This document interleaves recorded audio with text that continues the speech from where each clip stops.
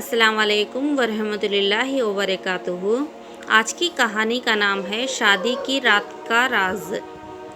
एक खूबसूरत शहर में अमीना और अली की शादी का दिन आया। अमीना एक खुशहाल ख़ानदान की इकलौती बेटी थी और अली एक खूबसूरत दिल का नौजवान था। दोनों की मोहब्बत और समझबूझ की दास्तान शहर में मशहूर थी और उनकी शादी की तैयारियों में सब खुश थे। शादी की रात अमीना और अली ने अपने घर में एक शानदार तकरीब रखी। तमाम ख़ानदान, दोस्त और रिश्तेदार खुशी मनाने के लिए जमा हुए थे। जश्न की रोशनी, मौसीकी और खुशबू से पूरा घर महक रहा था। शादी के बाद अमीना और अली ने अपनी बीवी और शौहर की ज़िंदगी का आगाज़ किया, लेकिन उस रात अमीना को एक ख्वाब आया जिसने उसे हिला कर रख दिया।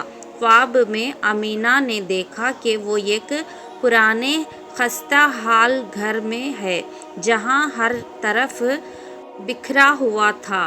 वहाँ एक छोटे से कमरे में एक पुरानी किताब पड़ी थी जिसमें सब राज लिखे हुए थे। ख्वाब से जागकर अमीना ने अली को अपनी परेशानी के बारे में बताया। अली ने उसे तसल्ली दी और कहा, ये ख्वाब महज एक ख्याल था।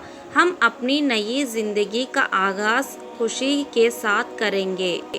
दूसरे दिन अमीना और अली ने फैसला किया कि वो शादी के बाद की ज़िंदगी में अपने ख्वाबों और ख्वाहिशात को पूरा करने की पूरी कोशिश करेंगे।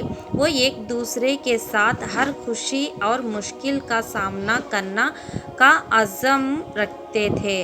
कुछ दिन बाद अमीना ने ख्वाब के बारे में अली से दोबारा बात की और उसने अपने ख्वाब में एक अलामत के तौर पर देखा कि ज़िंदगी में हर चीज़ की अपनी कीमत और मेहनत होती है। उन्होंने समझा कि मोहब्बत और एतमाद की बुनियाद पर ही उनकी शादी कामयाब हो सकती है।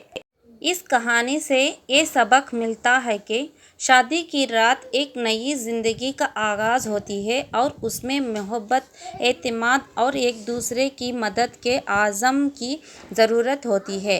ख्वाब और अलामतें हमारी ज़िंदगी के अहम पहलुओं पर रोशनी डालती है और एक साथ मिलकर मुश्किलात का सामना करना ही असल कामयाबी है।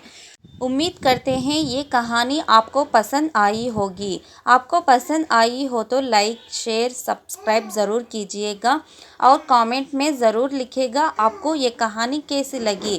मिलते हैं दूसरी वीडियो में, तब तक के लिए अल्लाह हाफिज़। अस्सलाम वालेकुम।